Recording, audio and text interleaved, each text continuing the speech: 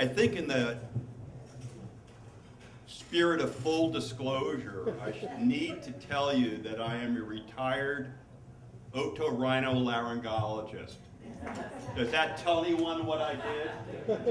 Okay, so I was an ear, nose, and throat physician, surgeon. I did this for mainly at Chester County Hospital, and I really loved what I did.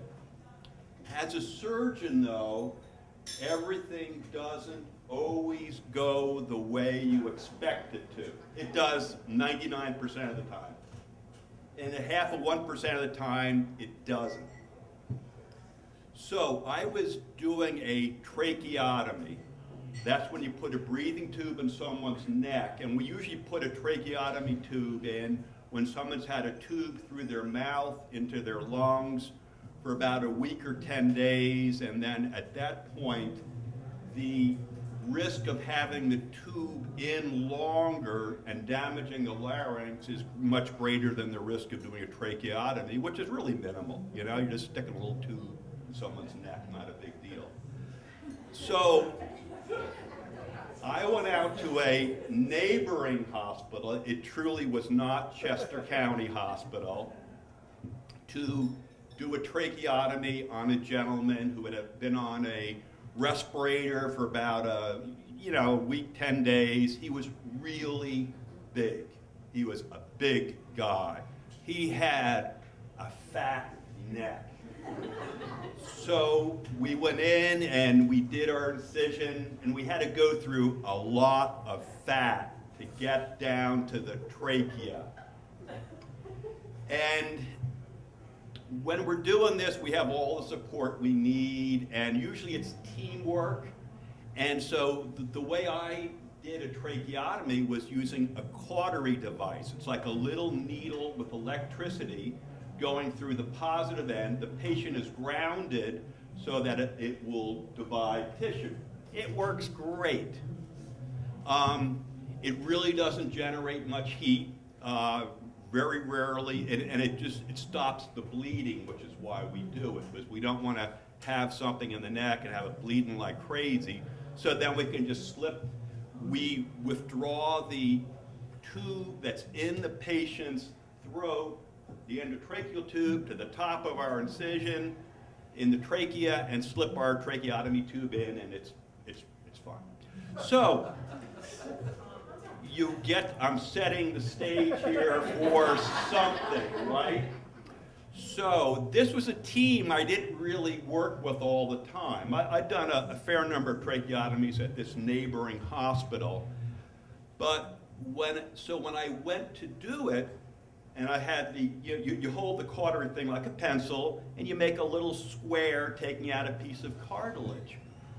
Well, I went on the top of it and the bottom, but below the cartilage, and then you take out the two sides. Well, I was taking out the second side of the cartilage, and I saw just a little tiny glow at the tip of my cautery needle. Then, a quarter of a millisecond later, there's a blowtorch coming out of this guy's neck. Now, you might think that this is the moment where the panic switch went off. It's not. Not at all. I mean, in surgery, you kind of have instincts, you kind of know what to do. So what I thought that the tube that was in there had caught fire, so I whipped that tube out, and I put my finger over the flame, boom, flame went out, whipped the tube out with the other hand, and then I put the tracheotomy tube in. It was fine. Easy for me to say, right? So then we went and we looked down the patient's lungs to be sure they were okay with a bronchoscopy scope, and looked at his voice box. It was fine. So everything was fine. So kind of relaxed. Then the panic sets in. The panic switch. Because this was a number of years ago, but we still always practice full disclosure. So I had to go out and talk to this guy's family. Now, one part I didn't tell you, his name was, we thought he might have been connected. He had this really long Italian name that ended in a lot of syllables. And I figured if they weren't happy with me as their surgeon, something bad could possibly happen. So the panic was, well, I have to tell his wife that something happened, because we do that whenever there's anything out of the norm in surgery. So I'm trying to think.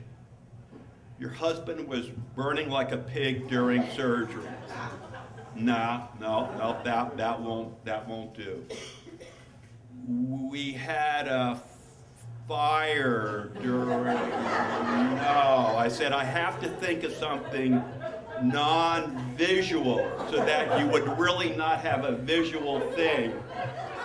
So then there was a flame. Flame sounds better than blowtorch. Nah, not good. Okay. Combustion.